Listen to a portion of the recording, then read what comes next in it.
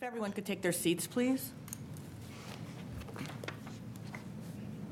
I call to order the meeting tonight, Tuesday, November 22nd, 2011, of Community Unit School District 201 Board Meeting.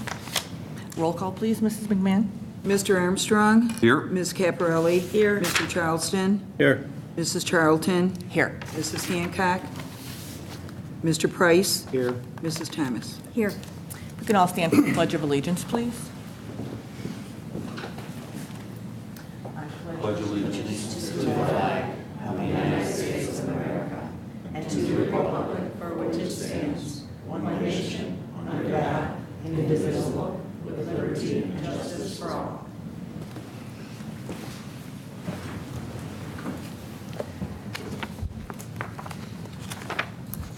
First item on the agenda is the approval of minutes. First, October 25th. The chair will entertain a motion to approve the minutes of the October 25th, 2011 regular meeting of the Board of Education as presented. So moved. Second. All in favor? Aye. All Abstain. opposed? I'm sorry. Okay, motion approved. The chair will entertain a motion to approve the minutes of the closed session of the October 25th, 2011 regular meeting of the Board of Education as presented. So moved. Second. All in favor? Aye. Aye. Do you have to abstain on that one? You were that one. Okay, motion carried. November 8th, the chair will entertain a motion to approve the minutes of the November 8th, 2011 regular meeting of the Board of Education as presented. I'd like to potentially add something here at this November 8th meeting. That was the meeting that Liz Hennessy came, and the minutes don't reflect that when asked her opinion, she felt that it would be I believe her comment was a great opportunity to get the $3 to $5 million that was necessary for the projects. And as she was one of the professionals that we called in, I just think the minutes should reflect that, what her opinion was. Okay, so what you're asking is like a sentence added into there? Yes, that Liz Hennessy also agreed that, or I don't want to say agreed, but when asked her opinion, she said it was a great opportunity to get the $3 to $5 million for the projects that the district needed.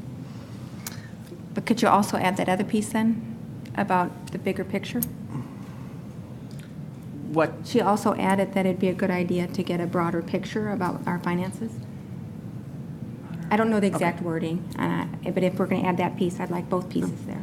I think personally, given the outcome and given as well, just the nature of the conversation, it was a presentation by Liz, who's a vendor to the district and is someone who gets compensated for doing what she does.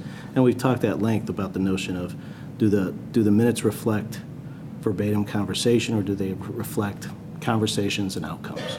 I think the outcome is pretty clear. I don't have a problem with adding both of them. I was fine with If- that. Yeah, I could certainly add the other piece about she had said something about also making sure that there was a broader picture to the financial situation. I don't remember the Maybe we exact could- words, but I'd be happy to, Okay. look back and look at them. If we can take a look at that. Any other comments? No, I'm fine with adding it. We're fine with adding Fine with it? it. Okay, then maybe we'll look back at those at the meeting. Okay.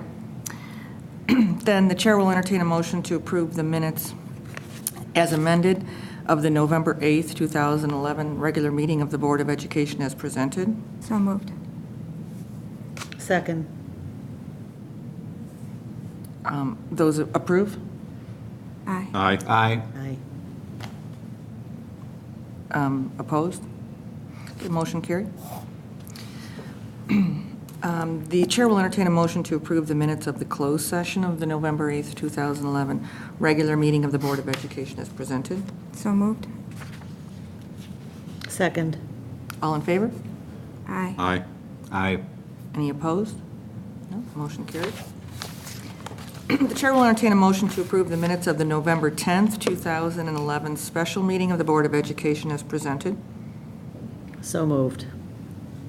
Second. All in favor? Aye. Any opposed? Motion carried. And the last one, the chair will entertain a motion to approve the minutes of the closed session of the November 10th, 2011 special meeting of the Board of Education as presented. So moved. Second.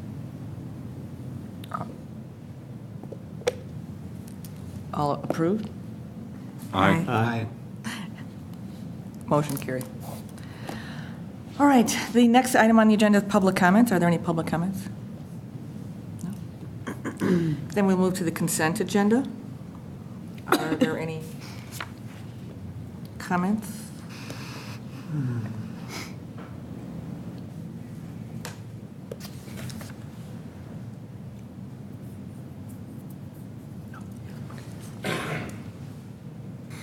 Okay, then the chair will entertain a motion to approve the consent agenda as presented. Number 1, personnel recommendations. 2, approval of student tour. 3, approval of payroll deductions. 4, abatement of working cash funds. 5, approval of November 2011 expenditure report. And 6, ratification of October 2011 regular payroll.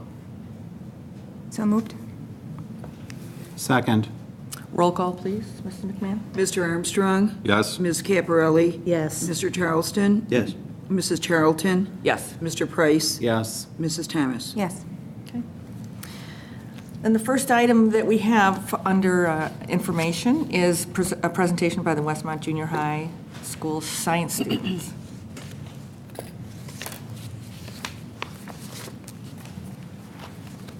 Thank you. First of all, I'm going to be very brief, and I want to introduce Mrs. Riley and 2 of her students. You know, when we take a look at the activity that she will describe to you today, and our students will have their input on that as well, as the district looks to problem-based learning and differentiated lessons in our curriculum, I think this is just an excellent way that the junior high can start this process of infusing these type of activities into our curricular areas. So I commend Mrs. Riley. I think she's done an outstanding job working with the students and working with community members to really make this part of the curriculum very relevant for her students. So at this time, I'd like to introduce Mrs. Riley, who will talk about her program and introduce her students. Mrs. Riley. Thank you. Thank you. Thank you for the introduction, and thank you to the school board and Mr. Carey for allowing my students and I to present information on problem-based learning. I would also like to thank Mr. Fiala and Ms. Quattrone for supporting the Pond Study Project and for supporting my presentation at the Illinois Science Teachers Association State Conference in October. At one of the breakout sessions at the conference, I presented problem-based learning. As I introduced problem-based learning, I guided participants in creating good, essential questions, showed active learning strategies, discussed how students create culminating presentations, and shared student reflections. So, with a clipboard, data sheet, field guide, and pencil case, we were off to the pond. 6th grade science students, along with some parent volunteers, spent several days making observations and collecting data at the pond behind Westmont High School. Students were presented with a hypothetical problem that was created in partnership with the Westmont Park District, which provided opportunities for students to explore, collaborate, learn to make real-world decisions, and to interact with their community. They were working to answer the essential questions: what are the benefits of parks in a community? What factors indicate to you that this is a healthy ecosystem? What factors indicate that this is an ecosystem that is not very healthy? And should this land area be left in its natural condition? Or should the Westmont Park District develop the land into a neighborhood park with a walking path? So this problem-based learning experience was designed to be student-centered, where students work collaboratively to solve real-world problems, draw their own conclusions, and then reflect on their experience. In PBL, learning is driven by challenging, open-ended problems where teachers take on the role as facilitators of learning. In partnership with the Superintendent of Parks and Planning for Westmont, Mr. Bob Fleck introduced this problem-based unit to the students and asked them to solve a problem. Utilizing technology to organize their solutions, students created a PowerPoint presentation to communicate their data to the Westmont Park Board. Mr. Fleck and Mr. Gunter then returned to school to listen to some of the final student presentations. So, what are the benefits of parks in a community? Let's find out. I brought along 2 students who will share information with you about the data they collected and what they learned. I'd like to introduce Sophie May and Liam Slaga. They put together a wonderful PowerPoint presentation, and they will tell you what they learned and their information.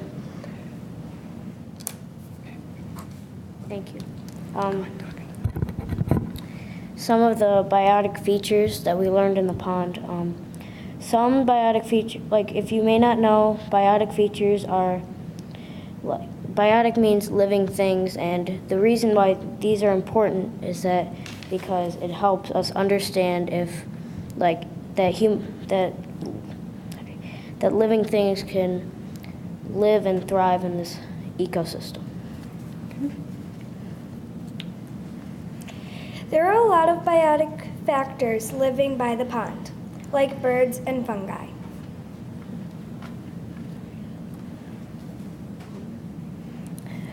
We learned that a big indicator of a healthy ecosystem is frogs. And the reason why frogs are a big indicator is that because frogs are very absorbent of many chemicals.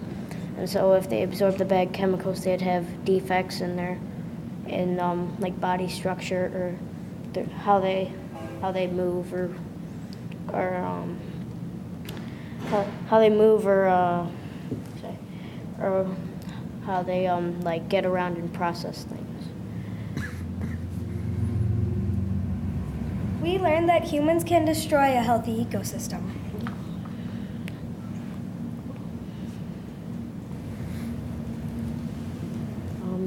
For the test results, what we did is we took water from the pond one day and we put them into test tubes.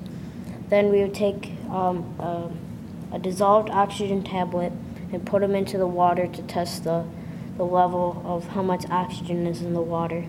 And then we also took pH tablets in a different test tube to find out the pH level to see if the water was healthy enough in both of those categories. We did another water test in class and learned that chlorine is another indicator that the water is either healthy or not.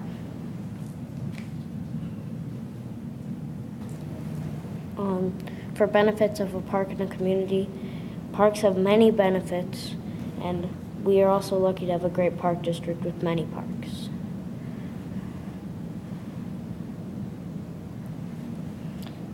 The point of the project was to figure out, should the pond be left in its natural state or should it become a park? I think it should be left in its natural condition, and it could be opened into a public place with a gate closed at night. I also think it should be left the way it is. It doesn't seem like a good spot to put a park, and parents may not want their kids playing near a high school or a parking lot. We learned that there was a pond there. We learned that the oxygen level was the oxygen level of the water was stressful. Aeration fountains can help move the water, adding more oxygen.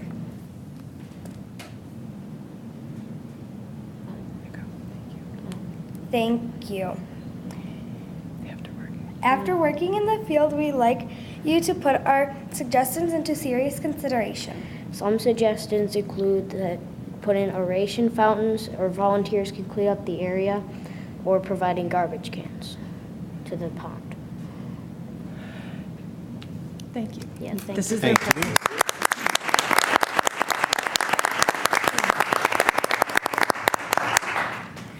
I just want to say thanks to Liam and Sophie for doing this. You guys did a great job. And do you have any questions for them or us about the project? How many days did you visit the pond? Was it just one day did you go out there, or did you go out there a couple of days? We went there 3 days. 3 days? And we were gonna go there for like a week, but it depended on the weather because we couldn't go out there when it was wet and muddy.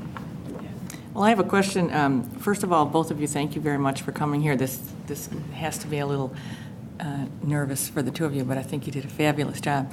My question is, how did you find this to be in terms of a learning project? Did you enjoy this project and, tests and real life, applications? And Yeah, I thought it was a very good set for the project, because you can get better knowledge of what other how kids can understand each other, and we can make. This project would probably help us for the way on, so we can understand how to put data into decisions and then decisions into changes. I liked it because, you got to go to a place that I really didn't know that was there, but also because we got to work with partners that we usually wouldn't pick to work with. So I liked it that way. Did you perform your laboratory testing where you were measuring the oxygen and or what the other one was? But pH. the pH. Did you Chlorine. take samples back to the school classroom in the laboratory to do that work, or did you actually do it out in the field? No, what we did was one day we took the water, and then the next day after, we put them into test tubes and did all the testing. So. We did in the classroom, mostly because of the time factor. Sure. Yeah. When I was in college, we did a similar type of ecology where everyone got on the bus and rode out to a forest preserve, and we did biomass measurements, and it was, type of laboratory science that you really don't think of a lot when you decide you're going to go into science as a profession, doing the actual measurements and stuff out in the field. So it was a little challenging at times, especially when we, like you mentioned, the weather. We had some bad weather one day when we were out there and had to kind of make do. So Right. it was a lot of fun and very memorable. Yeah. So. Can I assume this is the first time this has been done? It's No. It's done annually, Correct. and it will be, right? Would you do it again, you guys? Would you do it again? Probably. Yeah. Yeah? For more days. If the weather probably was to get better, right? learned- To learn more things. It sounds like fun. thank you, Mrs. Riley. Thank you for bringing again. this Thank to you very us. much for sharing. Thanks. Okay, I'll just have to.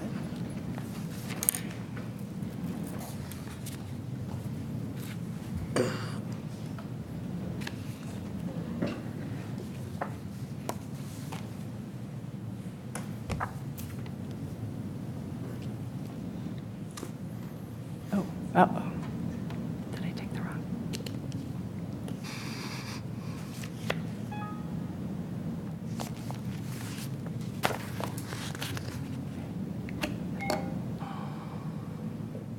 I hope I didn't mess it up, Cancer. Okay. Thank you. Good job.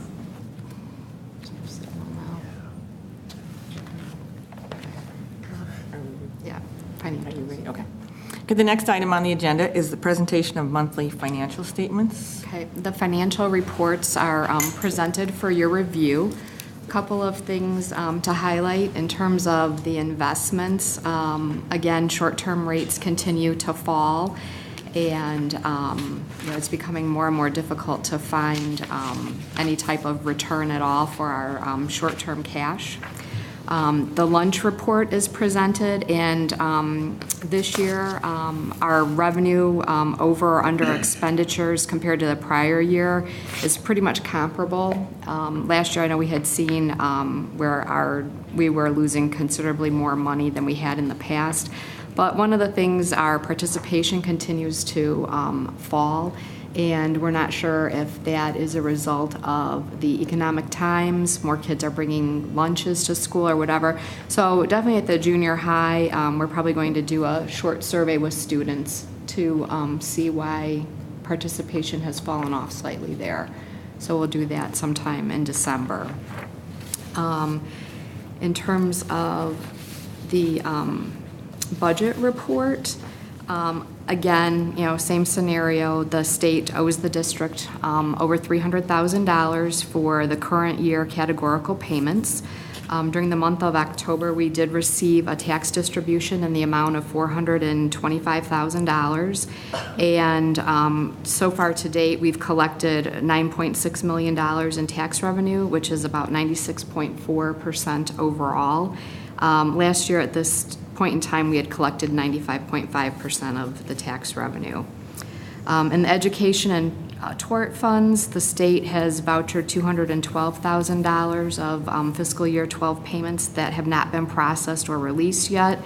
Again, those should have been released after the first quarter, so at the end of September, beginning of October. It's the same scenario we've been operating under for the past 2 years, and we are receiving general state aid payments, though. In the transportation fund, the variance between prior year and current years continues to be great. A lot of this, again, is attributable to the timing of the receipt of state payments. Last year, at this time, we still had not seen the fourth quarter categoricals. We received those much earlier this year, but the state still owes us over $109,000 for the current year. On the expenditure side, in the education and tort funds, we're kind of running as projected. And in the O&M and Fire Prevention and Safety Fund, there's a little bit more variance between prior year and the 3-year average. And this is because this year the budget includes expenditures in the Fire Prevention and Safety Fund, where in the last 2 years we didn't have any expenditures there. So if you look at the O&M fund by itself, it's about 27.41% spent to date, which is comparable to last year. And in the fire prevention and safety, we've spent about 93% of what we thought we were going to in there, and that was for the summer projects. And then the transportation fund, again, that one is kind of all over the place too, and a lot of that is because of the timing of invoice receipts. We are still waiting on corrected invoices from our bus vendor, and so we haven't paid for any of our athletic or field trips to date. And as soon as we get those corrected invoices, then we'll make those payments. Does anyone have any questions?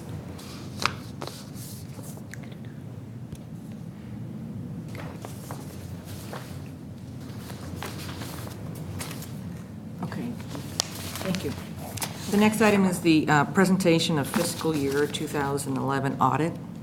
Yes, and I'd like to introduce Mike Seller from Matheson, Moisky and Seller, our audit firm, tonight.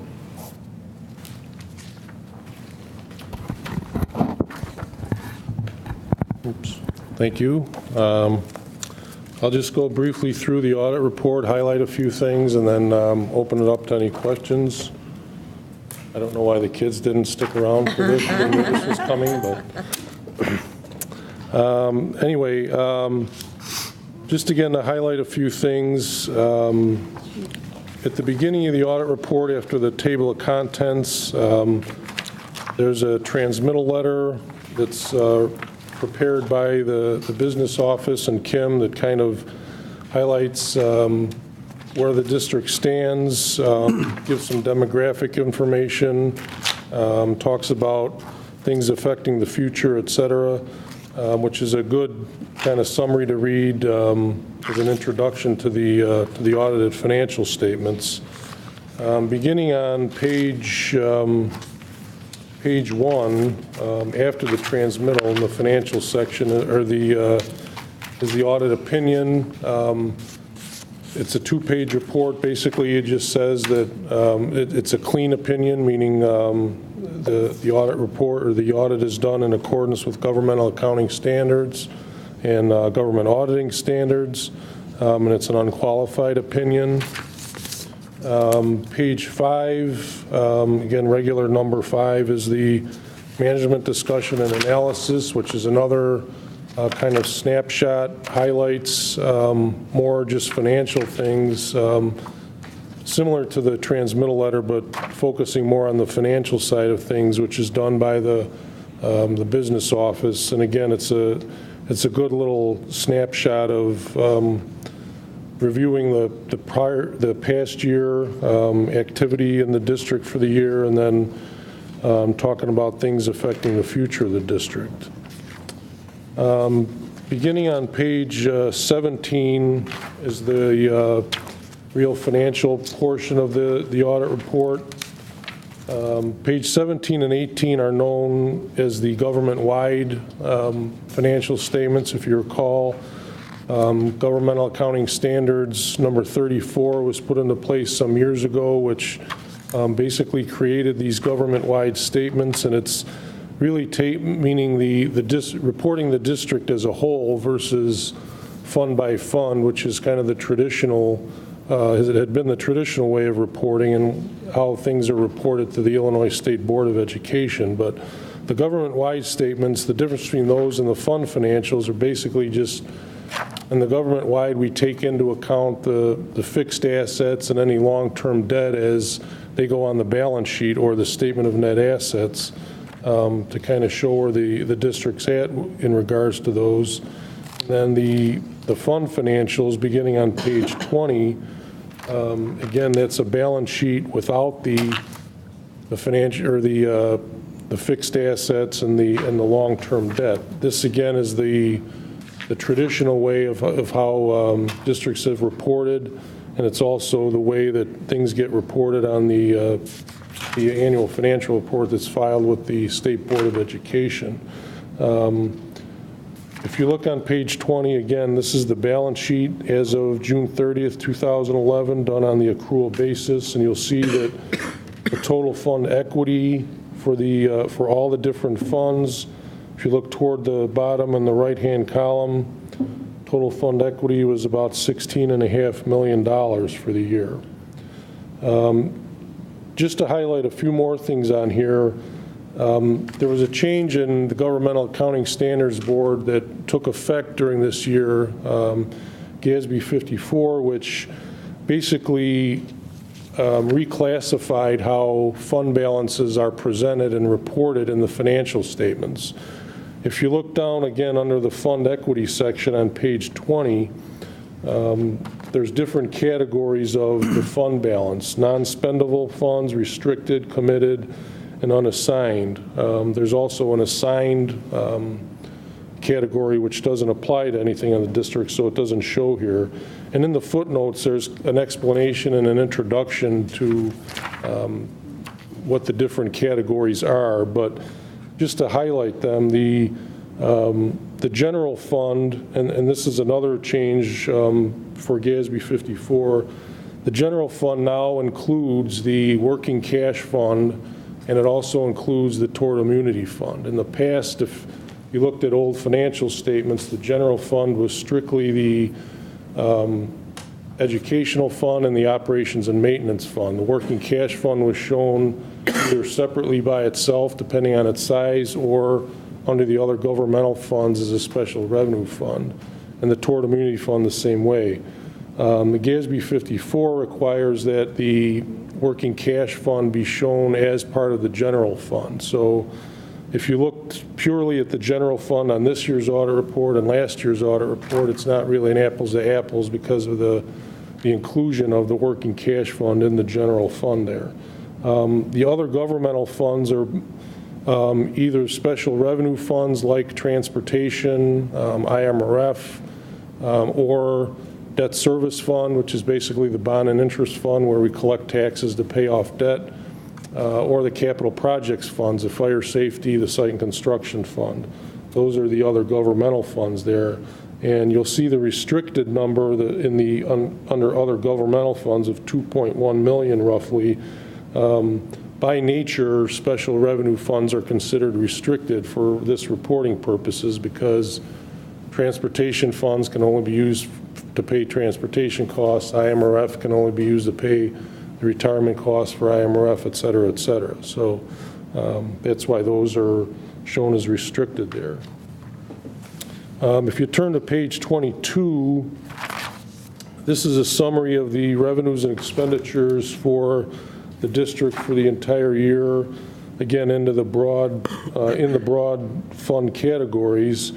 And you'll see that a little more than halfway down, excess of revenues over expenditures in total was about a $400,000 positive number before any of the transfers in and out, and sales of assets, that sort of thing. So it was about a $400,000 positive addition to the fund balances for the year. And again, you see that we end up with the $16.5 million roughly of fund balance at the end of the year. If you skip to page 45, this is a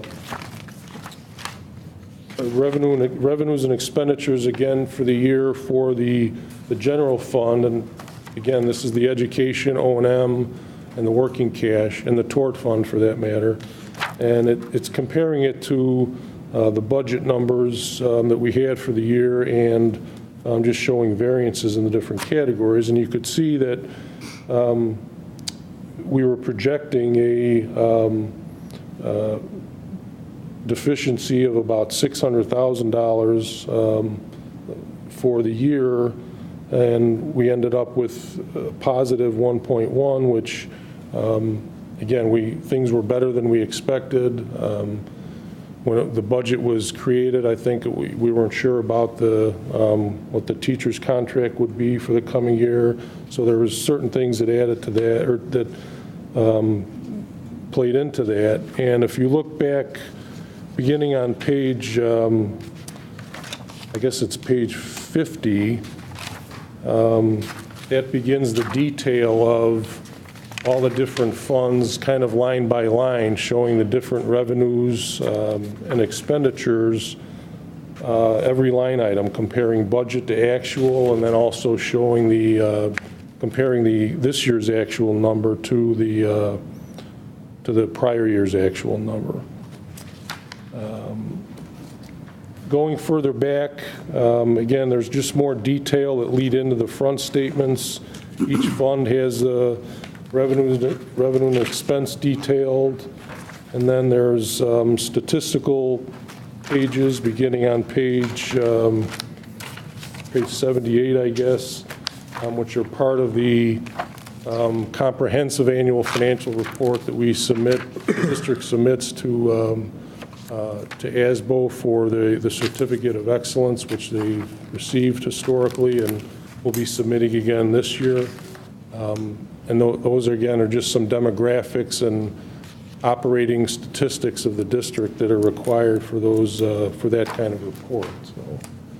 So, there's also about 20 or 30 pages of footnotes that I kind of skipped over. Again, I mentioned that in the notes, and specifically, I believe it's note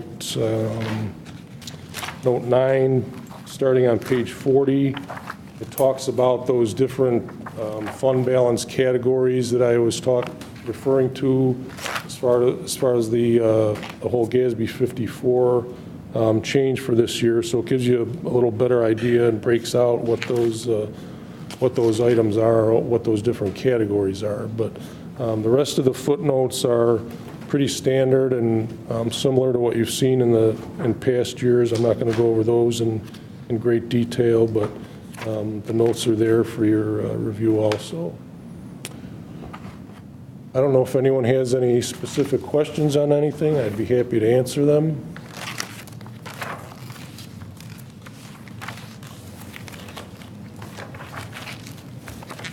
Are pages 5 through 16 what would normally be construed as the management letter? No. Pages 5 through 16 are the management discussion and analysis, which is part of the whole GASB 34 requirement that was put into play. That's one of the requirements. It's something that the district prepares. It's that's not we're not doing that. The district is just, again, giving you kind of a review and snapshot of what happened during the year, Right.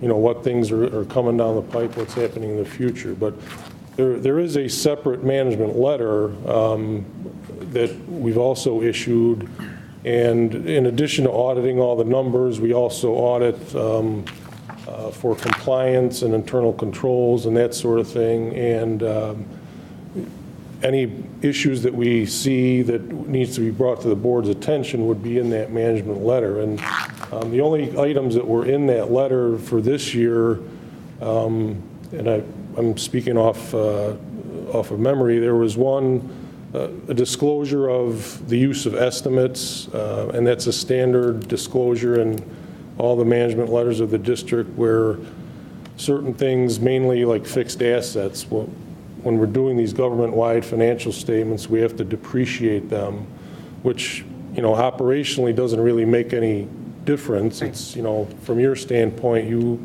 just want to know what they're worth and whether they're insured, that sort of thing. But for purposes of computing the depreciation, to be in accordance with GASB 34, we have to make estimates as to useful lives of buildings and equipment and that sort of thing. And there's just disclosure on that. And then there was, in one of the debt service fund, the expenditures exceeded the budgeted number by a couple $100. I think it was just the fees that they charge for the bond, and even though it was a minor amount, that's something that's just disclosed in that letter. So that's a separate letter, but the one you're referring to is something that's part of the audit report, and it's done by the business office. Thank you.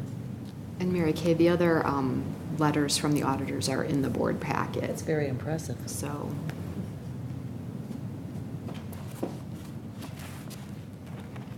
Any questions? Let's get those kids back in here. Thank you. Thank you. All right, thank you. Okay, the next item on the agenda is the resolution to adopt the tentative 2011 tax levy.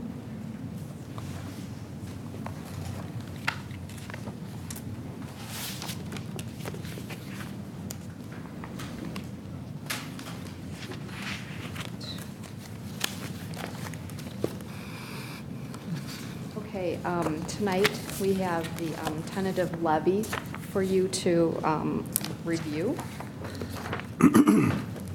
And we'll start out first with a little bit of information about the school district levy process.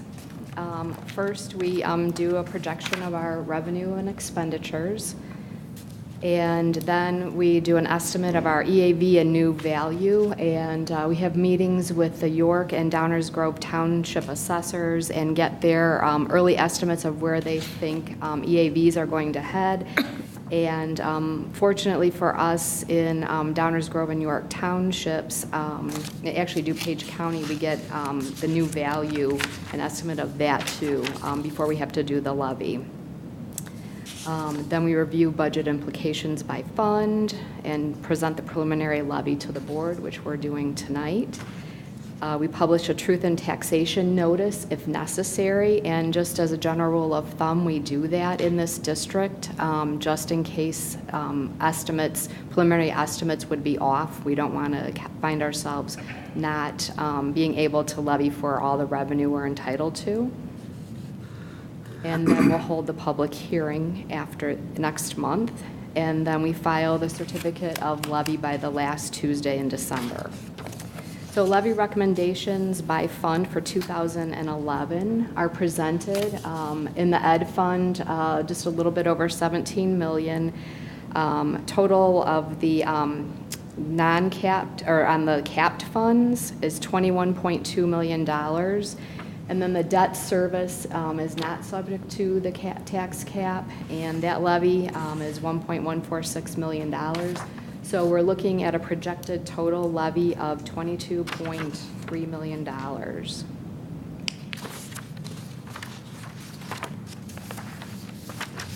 Again, our levy is subject to the property tax extension limitation law, and that allows us to levy 105% of the previous year's levy or the preceding year's CPI, whichever is less. And this year, the CPI is 1.5%, so that's our limit. The 2011 levy presents a 10.14% increase over last year's extension, and with the debt service in there, it's about a 9.53% increase. And again, levying more than we anticipate protects us from any unforeseen changes in EAV and new growth. Again, district practice, and it was especially important when we were seeing EAVs increase and substantial new growth. If there was a lot of growth coming in, you wanted to make sure you could capture all of that. And the anticipated actual increase is 2.1% or 1.99 with the debt service. So you can see what we are anticipating is significantly less than what we're going to ask for. Now, you have a history of past levies, and again, the columns on the left are what we've asked for, and then in the columns in the red are what we've actually received. So you can see if you go to the far right, for 2010, our levy we asked for 18.52%, and we actually got 3.06%, and we had projected a little bit over 3% last year. So again, you can see we're going to levy for 10%, but we anticipate getting 2.1% this year. And then tax rate history. Again, the darker blue bands at the bottom are the tax rate for the debt service, and those tax rates are indicated right above that bar. And then the lighter blue bar at which is the longer one, is our operating tax rate, and then the black numbers at the top are our total tax rate by year.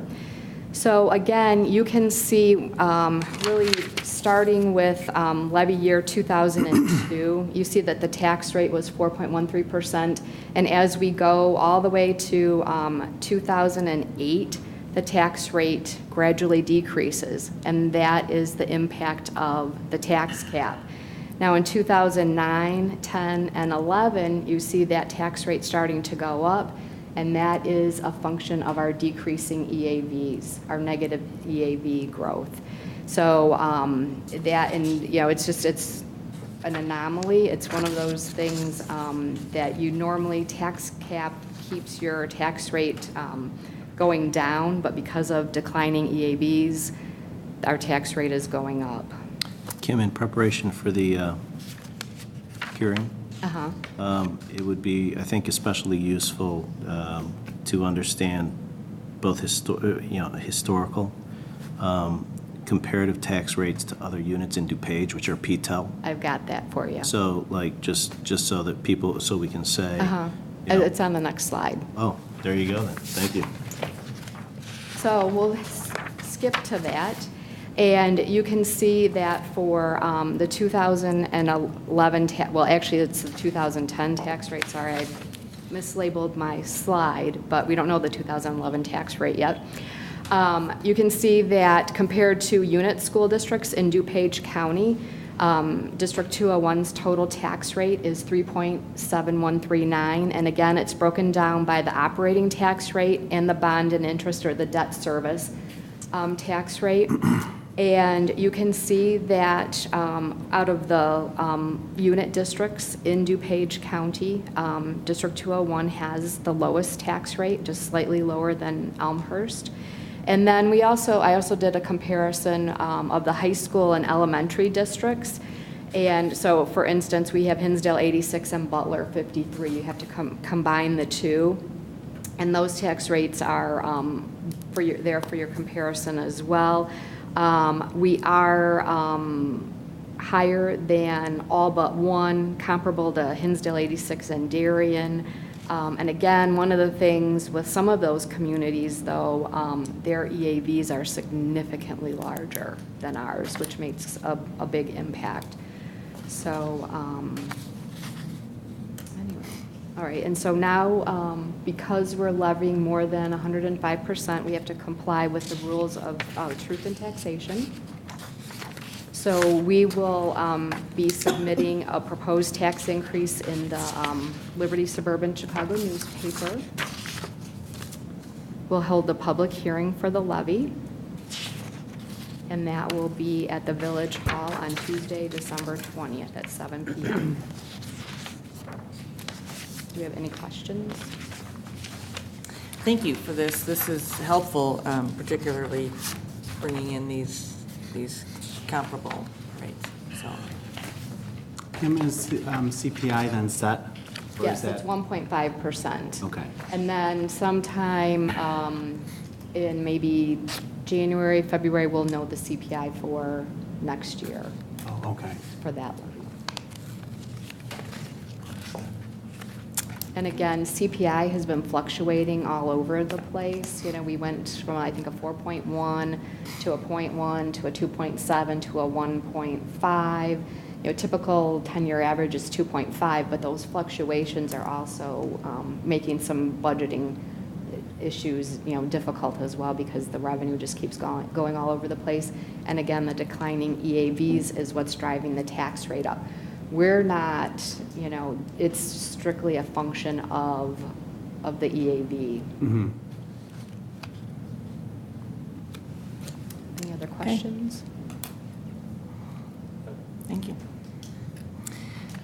Then the chair will entertain a motion to adopt the tentative 2011 tax levy as presented. So moved. Second. Roll call, please, Mrs. McMahon. Ms. Caparelli? Yes. Mr. Charleston? Yes. Mrs. Charlton? Yes. Mr. Price? Yes. Mrs. Thomas? Yes. Mr. Armstrong? Yes. Okay, the next item is superintendent's report.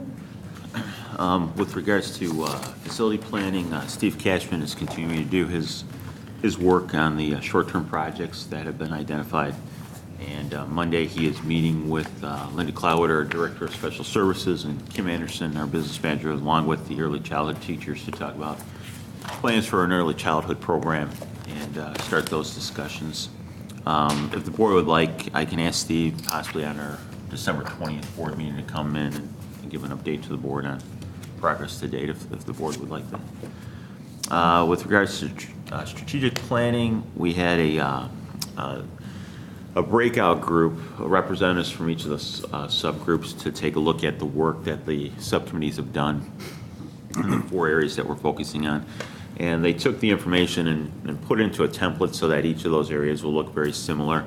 And so now it's just a matter of polishing that up, and then we'll be having a meeting with the larger strategic planning group, bring that work back to the larger group.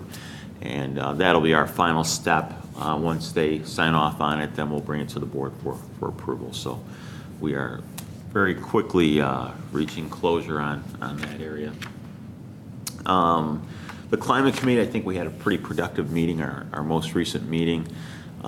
We took a look at the survey results, and then the learning standards for the area of social emotional needs for students.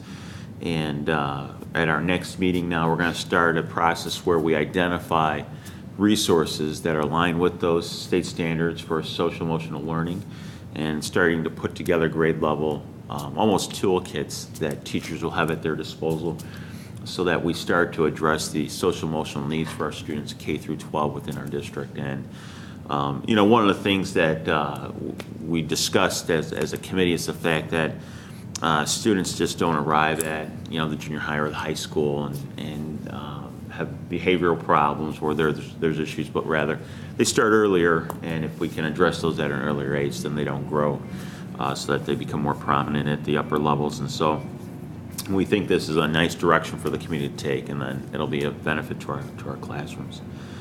November 17th was the State of the District address, and kind of went off what the typical address has been. Did present a little bit of background information about the district, but then talked about our vision of becoming that small giant for school districts. And it was very well received. And then I was contacted by Larry Forsberg and Ron Searle from the village if I could provide a copy of it, that they could share them with the village trustees. And so I did that for them. So they're going to share that with the village as well. The next item on my report is the tri-conference that we attended this past weekend. And I thought this might be an opportunity for, you know, if there was anything in particular, board member session that they participate in that they could share, that would be of benefit for us. So at this time, I'll just open it up for anybody who is. Well, I guess I'll kick it off. I did find it extremely informative. I went to several of the different topics, but I have to say the opening speaker, I thought he was wonderful, the gentleman by the name of Wes Moore, the author, and his message that, you know, to students, to everybody out there, is it's you know, it's one decision. You're one decision away from the right path, or potentially not the right path. So you really have to focus on what you're doing and which direction you want to go. I was very taken. I know he's got a book out there, titled The Other Westmore, and I was thinking about going out and getting it and reading the whole book, because I found his presentation very uplifting. Okay. I attended several functions as well, and I think probably the most informative was I attended a Data First, high school and beyond. So it talked about whether our kids are prepared for college. And it was really a lot of data they presented. And the upshot of all that data was that our graduates will not only require the traditional academic knowledge, but applied literacies, the ability to apply their learning to meet real-world challenges, and broader competencies to put them at an increasing advantage. But the single most significant predictor of college completion remains the rigor of the high school curriculum. So it was a lot of good information packed into 90 minutes, a lot of really impressive data for discussion and planning. So. I attended a couple of the sessions as well. First, I attended the half-day session on Friday concerning collective bargaining, so there was a lot of good information there for board members and from their perspective in how the collective bargaining process works and your role in it. I attended a session on Saturday concerning titled Special Education, the top 10 list, and that focused on recent court rulings and changes to special education law, and it's interesting to see. We just had our policy meeting, and a number of those cases that they talked about are being put into policy and then being sent back down to the district level for approval. Things including the home hospital instruction, which we talked about, and a diabetes care plan for students. The definition of a general education class as far as including speech-only IEPs in the 70-30 rule, and that they're no longer considered part of the 30% IEP students that limit class distributions. And also there was legislation including access to technology. So if you introduce technology into your classroom, you have to make sure that technology is available to any students with disabilities so that they can also have access to the full curriculum that the general education students have. And there was a large section concerning bullying and special needs students and school violence kind of overall. So that was very interesting. I attended a session on pension reform because I was curious to see if there was going to be any implications at the district level, and so far the conversations didn't, lead me to believe that that's the case, but that is certainly all under negotiation at the state level, and there could be some fallout for school districts when they do come up with some sort of final proposal. And then it was interesting, kind of the last session on Saturday, I wandered in there and there were actually 4 board members who went to the same presentation, and it was kind of interesting because it was concerning Des Plaines District, and I think it was 67, if I remember the number correct. And they were embarking on a school improvement district-wide building project, and it was funny that their project was on a much larger scale, and they have 14 schools in their district, and they met with their community, had a lot of meetings, and all throughout, and they came up with kind of the identical things that we came up with as far as priorities. They had one school building in their district that was overcrowded, and so they really wanted, that was kind of one of their top priorities, is to deal with that issue. And they also, their second issue they kind of agreed upon was to develop an early childhood center. So although they have a much larger school district than we do, it was kind of interesting to see that their priorities and our priorities kind of lined up. And So they actually went for a bond issuance as well of non-referendum bonds for $109 million. So it was quite a substantial difference between what we're trying to do here and there, but I think it left me feeling that we were following the proper path and due diligence and involving the community, and we were doing this entire process that we've been embarked on for the past couple of years in the correct manner. So it was a good presentation. I wanted to add for that particular presentation, they used a site called Harwood Institution, and it was free. And it was how they did their PowerPoint, I believe. I haven't had a chance to take a look and check it out, but it was a pretty cool PowerPoint. It did a lot of movement in it, and both the architect and the superintendent said it was really easy to use. I thought it'd be worth looking into. Sure. I also did a presentation for Data First in Governance, and within that, there was a member one of the board members who was present, who mentioned a site called globalreportcard.org, which is a free site that you can go to and track your high school students after high school. I don't know if we already knew about that, but I know the IASB is also trying to put something together, but this already exists. And I did share some things otherwise regarding the things with Judy, especially with the global, the data resource. Goes to kind of Kim's PowerPoint in color. They used a lot of color. But this particular graph, they had two sides. This was accountability, which I think we do really well. And the other side, I think we're talking about trying to improving, and it's continuous improvement. But I did share those two graphs with Judy to share with everybody.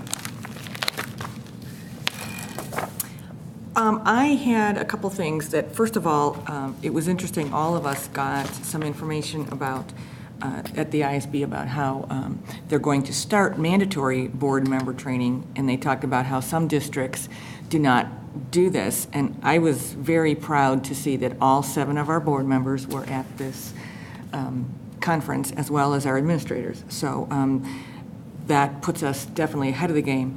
There is going to be further requirements for boards to have board member training, and for instance, on items such as the Open Meetings Act, education and labor law. So these things are going to be coming up. So I guess I'm proud to be part of a board that is already engaged in these kind of trainings. The second thing I went into a room that was packed, and it was actually presented by our attorneys, Hodges Louisi, and it was School Law 2011, the top 5 things school boards need to know. So I did ask, and everybody has a copy of that, and it was kind of a general overview of a number of things. Superintendent contracts, the new, discussing things about social media and some of the things that are coming up with that, and bullying and harassing, so I'm glad that our district, again, is already dealing with those issues. Performance evaluations. So it was very interesting to do that, so I gave everyone a copy of that. And then the last thing is my Friday session was a little different than some of the other conferences. I didn't know what I was going to be doing, but it was very interesting because it talked about visions, values, conflicts, and choices, and it discussed the preserving the public in public schools. And they talked about the values that shape the public in the public schools and how these values shape our vision of our public education. And they talked about 4 things, like what might a collective vision of public education for the public good look like. And they talked about 4 things. I'll just briefly mention them. Liberty.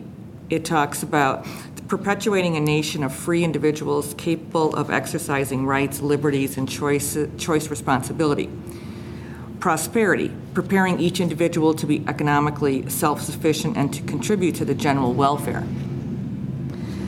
Equality, model fairness, practice justice, including everyone, teaching tolerance and acceptance, and mitigating socioeconomic inequality. And the last one was community, preparing young adults to assume public and private responsibilities as citizens, parents, neighbors, and Americans. I thought that kind of summed up the values pretty quickly.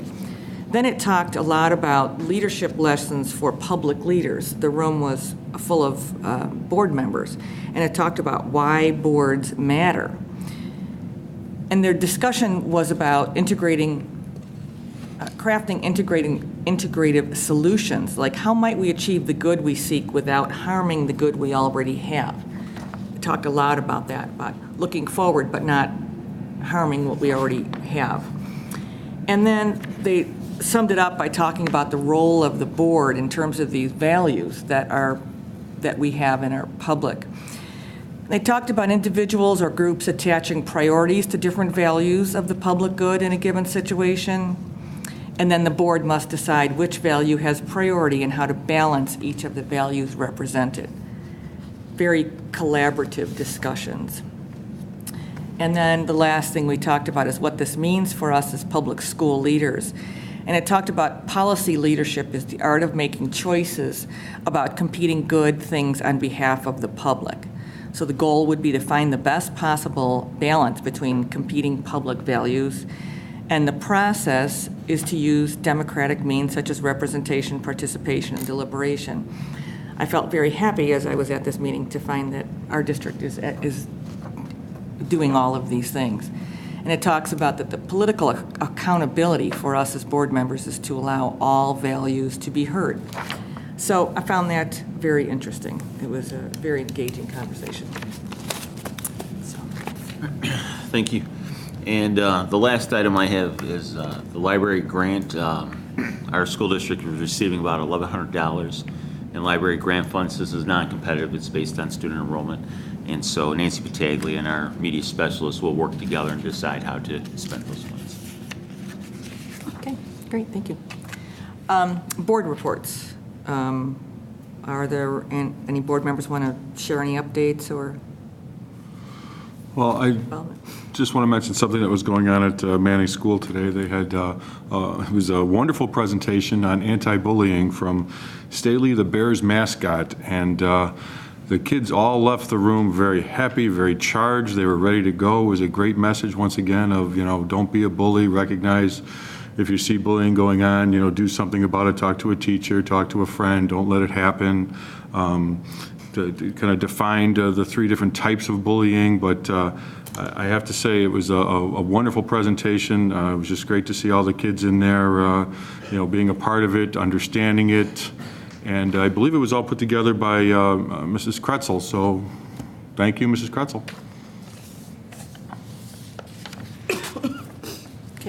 Can I just remind people about the craft fair? The Westmont High School Craft Fair is a week from Saturday at the high school gym. So I've been there, fun little event, so. As one of the numerous board members who were at the State of the District, I found it to be very engaging, and I will say that it was different than the regular State of the Districts, but I found, as I looked around the room, people really seemed to be very interested to hear about your vision for our district, and I heard from a number of people afterwards, they found it to be very exciting, very exciting. And then the one other thing that I wanted to do was I wanted to also state that there was a wonderful Thanksgiving dinner a couple of weeks ago that at the high school that was something that our district has had in the past, and it was almost going to go away until Steve Cashman, our district architect, came forward and funded that. So it was a wonderful continuation of something that our district does very well, and proud to be at the lunch, and also very, very proud of many of our students who went up and thanked Mr. Cashman. And it was a very nice thing to see in our district, so. But do they have leftovers? Yeah. They all went home with a bag. Okay, anything else? I'll just quickly mention high school play. Let me say Happily Ever Once Upon, is that right? Being a little bit of a Disney fan myself, I appreciated all of the references to Disney characters and, of course, the fairy tale characters as well. And it was a very enjoyable experience. And so heard a lot of positive feedback from parents who saw that. Okay, anything else? Are there any public comments? I guess no. Do you want to do the? Sure. next one? Just a reminder, the next superintendent's coffee is Tuesday, November 29th at 7 o'clock p.m., and that will be at Miller School in the cafeteria. So hopefully we'll get some community members there and be able to, again, share a little bit about our vision for the district as well as report card information. Okay, then the chair will entertain a motion to enter closed session for the purpose of discussing student discipline, negotiations, and legal issues. So moved. Second. Roll call, please. Mr. Charleston? Yes. Mrs. Charlton? Yes. Mr. Price? Yes. Mrs. Thomas? Yes. Mr. Armstrong? Yes. Ms. Caparelli? Yes. There will not be a vote after close.